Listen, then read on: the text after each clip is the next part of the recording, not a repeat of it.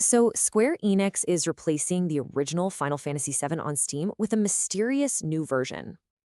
So let's break down this surprise announcement and what it really means for gamers and fans. The official post says an update is coming, but the details are, well, they're basically non existent. Here's what we do know: if you own the game now, you'll get the new one free. But here's the catch: your save files won't transfer. That hints at some major changes under the hood. So, what's actually new here? That is the million-dollar question that Square Enix hasn't answered. And when can you play it? Well, your guess is as good as ours. There's no release date.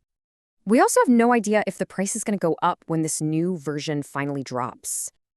But without official word, fans have done some digging, and the theories are pretty solid.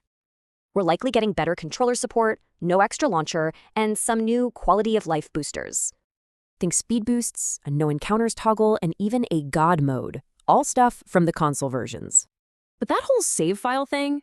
Yeah, that has the massive modding community very worried.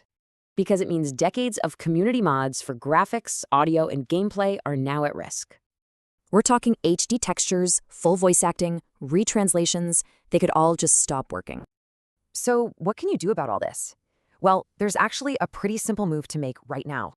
The current 2013 version is on sale for its lowest ever price. We're talking less than $5. If you buy it now, you get to keep the highly moddable original and get the new version free. So, is this preserving a classic or fracturing its community? A modern port is great, but at what cost?